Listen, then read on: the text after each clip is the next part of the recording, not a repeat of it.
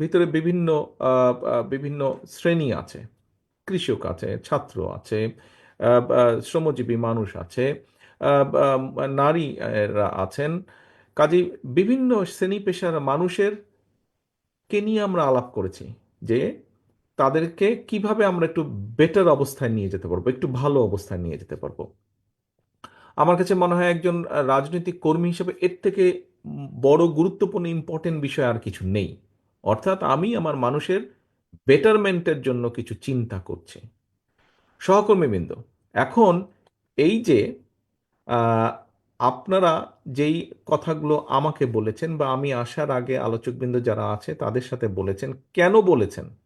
আপনাদের কিছু জিজ্ঞাসা থাকলে তাদের জিজ্ঞেস করেছেন, আমি আসার পরে আমাকে কেউ কেউ জিজ্ঞাসা করেছেন, নিজেরা আলোচনা করেছেন। কেন করেছেন এই সারাদিন এই কাজগুলো? কারণ ওই যে বললাম, গুরুত্বপূর্ণ। আপনারা যখন ফিরে যান, আপনাদের এলাকায় ফিরে যান, এই জিনিসগুলো কিন্তু মানুষও আপনাদের কাছে জানতে চায়। জানতে চায় না আপনাদের কাছে? বিভিন্ন বিষয় জানতে চায়। একজন শিক্ষক, উনি প্রশ্ন করেছেন ওনার সহকর্মীদের ব্যাপারে, অর্থাৎ শিক্ষার সাথে যারা জড়িত। একজন নারী উদ্যোক্তাদের ব্যাপারে জিজ্ঞেস করেছেন, নিশ্চয়ই তাকে জিজ্ঞেস করে। অন্য নারীরা, ছোট ছোট উদ্যোক্তা যারা আছে তারা জিজ্ঞেস করে, আচ্ছা তোমাদের দল সরকার গঠন করলে কি করবে আমাদের জন্য? কৃষক যে বা শিক্ষক যে জিজ্ঞেস করেছেন কি করবে আমাদের জন্য। অর্থাৎ আমাদের পুরা চিন্তা ভাবনা, উঠা বসা সব কিছু এই দেশের মানুষকে ঘিরে, এই দেশকে ঘিরে। আমাদের যারা চিকিৎসক এখানে, একজন চিকিৎসক, নারী চিকিৎসক জিজ্ঞেস করেছেন দেশের মানুষের স্বাস্থ্যের ব্যাপারে, অর্থাৎ দেশের মানুষের স্বাস্থ্য নিয়ে আমরা চিন্তিত। প্রিয় সহকর্মীবৃন্দ, এখানে আমাদের একজন জেলার সভাপতি বলেছেন যে এই আলোচনা যদি আমরা শুধু এই ঘরগুলো, এই প্যান্ডেল, এই ঘরের মধ্যে রেখে দেই তাহলে কোনো লাভ হবে না। কিন্তু আপনারা আজকে সারাদিন প্রায় 8-10 ঘন্টা সময় এখানে ব্যয় করেছেন, এই যে বসে থেকেছেন, শুনেছেন, বলছেন, এটাতে কিন্তু একটা এনার্জি লেগেছে। আপনারা এখানে এসেছেন, আসার সময় অর্থ খরচ হয়েছে, বাসে ট্রেনে যেভাবেই আসেন না কেন, রিক্সা সিএনজিতে আসেন না কেন, অর্থ খরচ হয়েছে। এই যে এত কিছু ব্যয় করলেন কেন? বোঝার জন্য, জানার জন্য, এবং গিয়ে এটি আমরা মানুষকে বলবো, আমাদের যে মূল সাবজেক্ট মানুষ, তাদেরকে বলতে হবে। প্রিয় সহকর্মীবৃন্দ, আমার মনে হয় একটি কথা বোধহয় আমরা এখানে বোধহয় আলোচনা করাটা ভালো। অনেকেই হয়তো বলতে পারেন যে আমরা এত কিছু বলছি, অনেক কিছু সুন্দর সুন্দর কথা বলছি, এগুলা কি শুধু আমরা রাজনীতির জন্যই বলছি নাকি? এগুলা কি আমরা বলার জন্যই বলছি কিনা? হতেও পারে, অনেকে মনে করতে পারে এত কথা, 1 থেকে 31 দফা, 31টা এত ভালো ভালো কথা, সবই কি আমরা করব নাকি? আমি দৃঢ়ভাবে বিশ্বাস করি, এই কারণেই আমি বিশ্বাস করি, দেখেন আজকে আপনারা এখানে যারা বসে আছেন, প্রত্যেকটা মানুষ অনেক অত্যাচার নির্যাতনের পরীক্ষা দিয়েই আজ এখানে এসে আপনারা উপস্থিত হয়েছেন। আপনারা বিভিন্নভাবে মানুষকে প্রতিনিধিত্ব করেই কিন্তু আজ এখানে উপস্থিত হয়েছেন। এই যে আপনি আসার পরে যে আপনাকে একটা কার্ড দেওয়া হয়েছে যেটি আপনার গলায় ঝুলছে, এখানে আপনার নাম এবং নামের পাশে একটি পদ লেখা আছে। এই পদে আসতে কিন্তু আপনার অনেক সময় লেগেছে, এই পদে আসতে আপনাকে কষ্ট করতে হয়েছে, আপনাকে বিভিন্ন পরীক্ষা দিতে হয়েছে। সেটি সাংগঠনিক পরীক্ষাই হোক, সেটি রাজনৈতিক পরীক্ষাই হোক, কম বেশি পরীক্ষা দিয়ে আপনাকে আজকে এই পর্যায়ে এসে দাঁড়াতে হয়েছে। অর্থাৎ আপনি একটা দায়িত্ব, একটা কর্তব্যের পালনের মাধ্যমেই এখানে এসেছেন। এখন প্রিয় সহকর্মীবৃন্দ, যেহেতু আপনি এখানে একটি পরিচয় এসেছেন, একটি দায়িত্বশীল পদ নিয়ে আপনি এখানে এসেছেন এবং আজকে সারাদিন এখানে যোগদান করেছেন, জেনেছেন, কাজেই আমাদের যে মূল সাবজেক্ট, তাদের কাছে আমাদের যেতে হবে। তাদের কাছে গিয়ে তাদেরকে বলতে হবে, জনগণকে, যে আমরা এই করব। বলতেই পারে কেউ যে এতগুলো 31টা দফা করবেন, আপনারা এত কথা বলছেন, এগুলি কি বলার জন্য? দেখুন, আমরা যে বলার জন্য বলছি না, আমরা যে এই কাজগুলো করার জন্যই করছি, তার অনেকগুলো কারণ, উদাহরণ আছে। বিএনপি তো এই দেশে খাল খননের মাধ্যমে পানির সমস্যা যেরকম সমাধান করেছিল, একই সাথে খাদ্য উৎপাদন দ্বিগুণ করেছিল, করিনি আমরা? বিএনপি তো এই দেশ থেকে খাদ্য রফতানি করেছিল, করিনি আমরা? বিএনপি তো বিএনপি তো দেশের নারীদেরকে শিক্ষিত করার জন্য ইন্টারমিডিয়েট ডিগ্রি পর্যন্ত পড়ালেখা ফ্রি করে দিয়েছিল। বিএনপি তো এই দেশের এই দেশের ভবিষ্যৎ প্রজন্মকে শিক্ষিত করার জন্য, শিক্ষাকে উৎসাহিত করার জন্য শিক্ষার বিনিময়ে খাদ্য কর্মসূচি শুরু করেছিল। আজকে বাংলাদেশে বড় দুটো যেই সরকারই আসে, সেই নিশিরাতের সরকারই হোক, অন্তর্বর্তীকালীন সরকারই হোক, যেই দুইটি সাবজেক্ট নিয়ে বড়াই করে, একটি হচ্ছে প্রবাসী বা প্রবাসীদের রেমিটেন্স, আরেকটি হচ্ছে গার্মেন্ট শিল্প। দুটিই তো বিএনপি করেছিল এই দেশের স্বার্থে, এই দেশের মানুষের স্বার্থে। এই যে যেই স্বৈরাচার পালিয়ে গেছে দেশ থেকে, এরা যখন 96 সালে ক্ষমতায় আসলো, সেই সময় এসে তারা সংসদে দাঁড়িয়ে বলতে বাধ্য হয়েছিল যে 91 সালের বিএনপি সরকারের সময়, দেশনেত্রী খালেদা জিয়ার বিএনপি সরকারের সময় দেশে 80,000, ছোট বড় 80,000 কলকারখানা স্থাপিত হয়েছিল। সেটি তো বিএনপির সময় হয়েছিল। আমাদের সময়ই আমাদের সময় তো আমাদের বিরুদ্ধে সংবাদপত্র কত কি লিখেছে। আমাদের সময় সংবাদপত্র আমার বিরুদ্ধে, ম্যাডামের বিরুদ্ধে, দলের বিরুদ্ধে, দলের বহু নেতাকর্মীর বিরুদ্ধে লিখেছে। কিন্তু আমরা বলেছি যে আমরা বাক স্বাধীনতায় বিশ্বাস করি। যখন আমরা এর আগে দেশ পরিচালনায় ছিলাম, আমাদের সময় তো পত্রিকার সম্পাদকদের বিরুদ্ধে শত শত মামলা হয়নি, যেমন আমাদের বিরুদ্ধে, আমাদের নেতাকর্মীদের বিরুদ্ধে হয়েছে।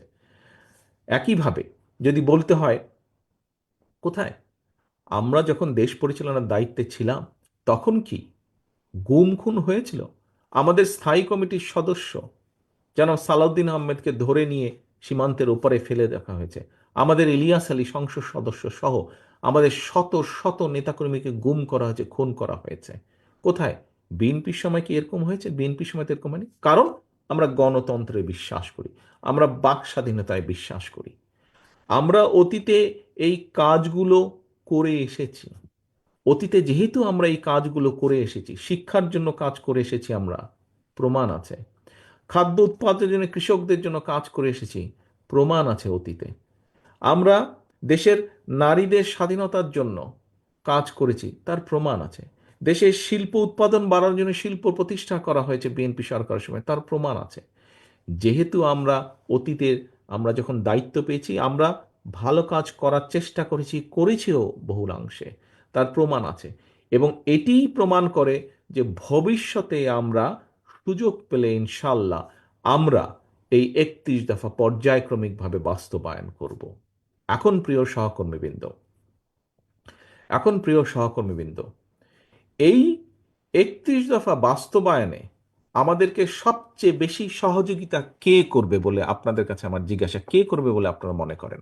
কে করবে? বাংলাদেশের জনগণ।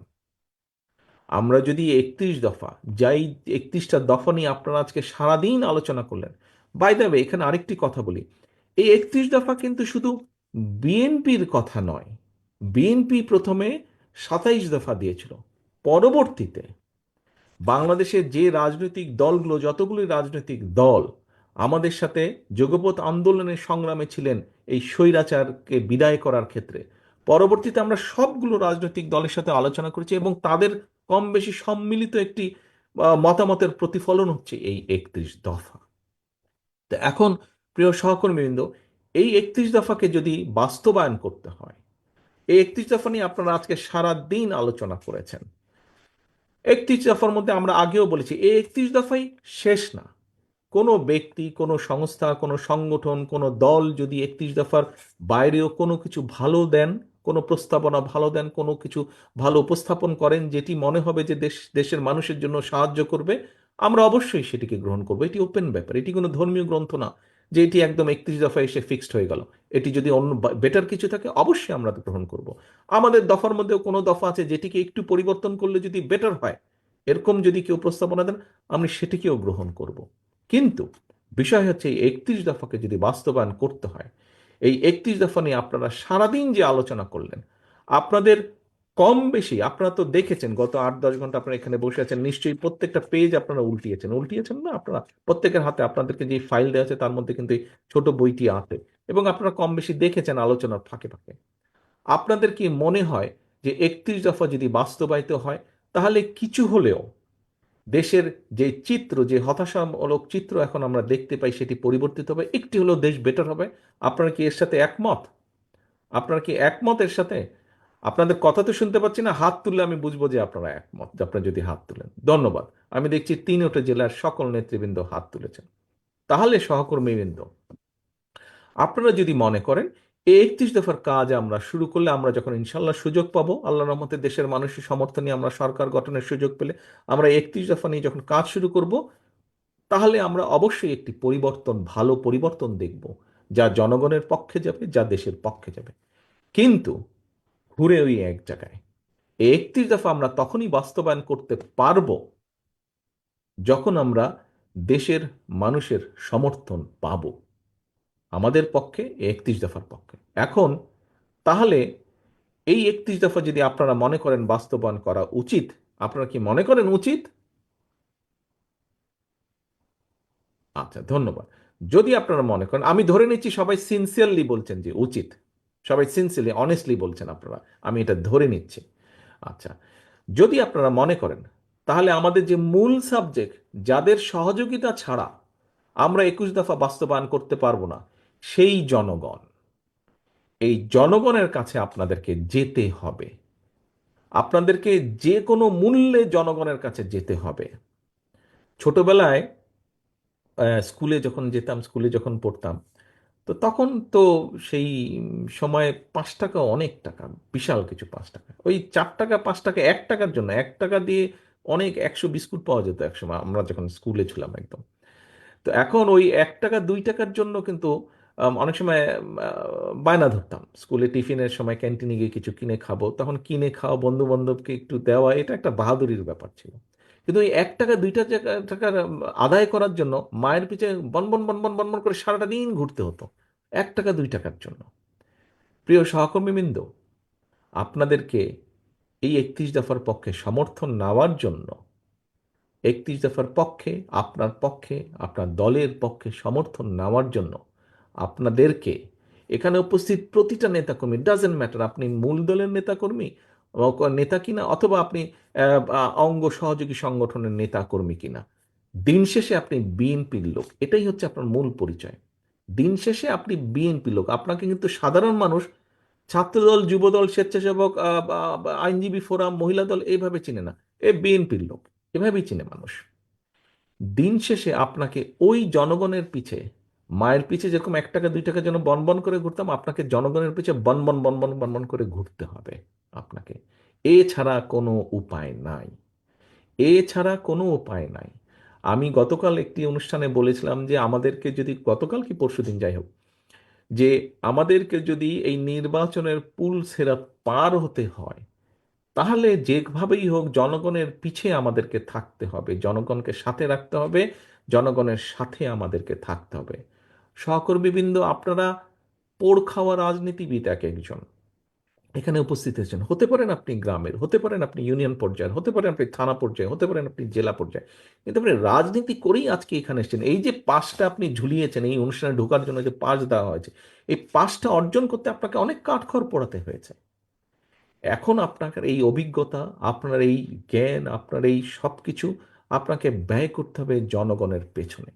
বারে বারে আমি একটি কথা বলেছি, প্রতিদিন আমি একটি কথা বলতে চাইছি, বোঝাতে চাইছি, সহকর্মীবৃন্দ, আপনার বিরুদ্ধে, আপনার দলের বিরুদ্ধে, সর্বোপরি এই দেশের বিরুদ্ধে ষড়যন্ত্র কিন্তু থেমে নেই।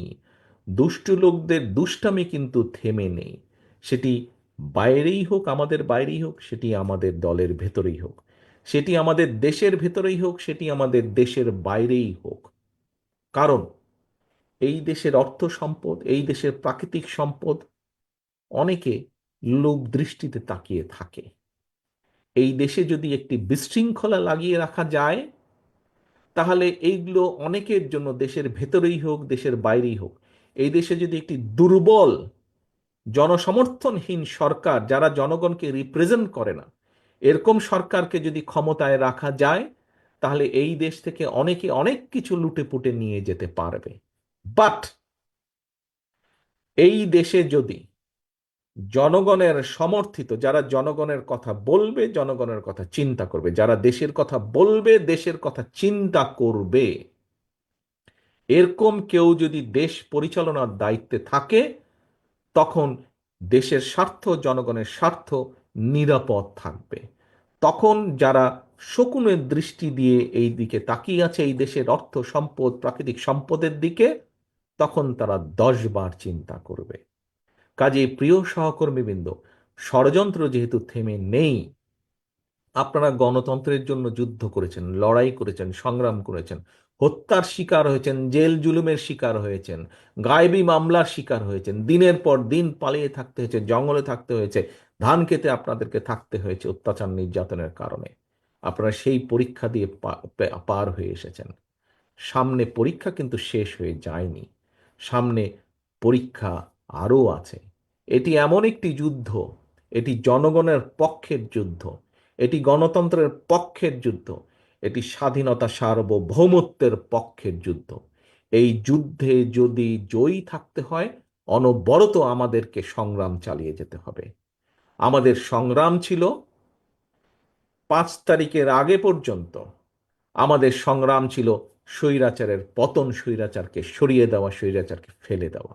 আলহামদুলিল্লাহ, আল্লাহর রহমতে বাংলাদেশের মানুষের সমর্থনে, বাংলাদেশের মানুষের দল মত নির্বিশেষে, শ্রেণী পেশা নির্বিশেষে সকল মানুষের অংশগ্রহণের মাধ্যমে আমরা সক্ষম হয়েছে, এই দেশের মানুষ সক্ষম হয়েছে খেদিয়ে দিতে, বিদায় করে দিতে, পালিয়ে যেতে বাধ্য করেছে দেশের মানুষ স্বৈরাচারকে। এখন সংগ্রাম, দেশের স্বাধীনতা রক্ষার সংগ্রাম, সার্বভৌমত্ব রক্ষার সংগ্রাম, একই সাথে দেশ গড়ার সংগ্রাম শুরু হয়েছে।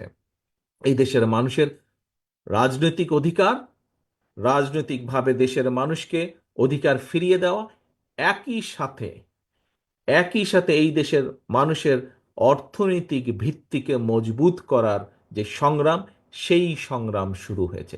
এবং এই সংগ্রামকে নেতৃত্ব দিতে পারবেন একমাত্র আপনারা, অর্থাৎ বিএনপি নেতৃত্ব দিতে পারবে।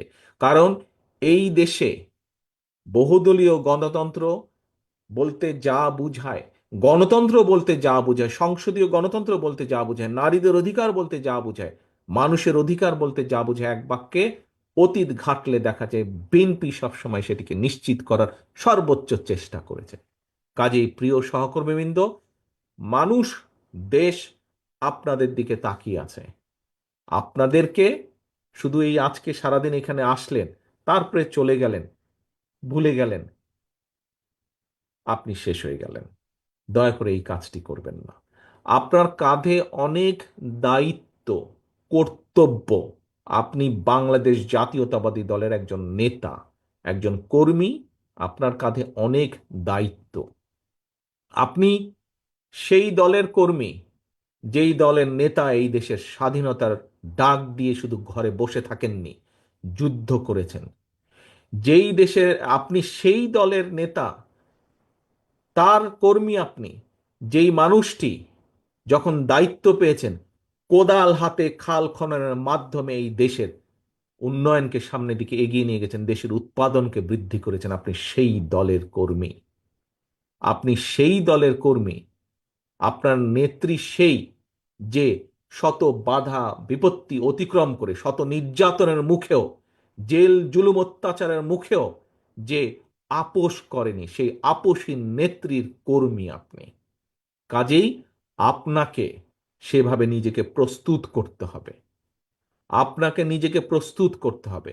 নিজেকে এমন কোনো কাজ করা থেকে বিরত থাকতে হবে যেখানে আপনি নিজেকে হালকা করে ফেলবেন, ছোট করে ফেলবেন, মূল্যহীন করে ফেলবেন। আপনি একজন মূল্যবান মানুষ, কারণ আপনি বিএনপির নেতা। প্রিয় সহকর্মীবৃন্দ, আসুন, আজকে আমরা 31 দফা নিয়ে আলোচনা করেছি, জেনেছি, বুঝেছি। এটি আমাদেরকে মানুষের কাছে নিয়ে যেতে বা মানুষকে বোঝাতে হবে।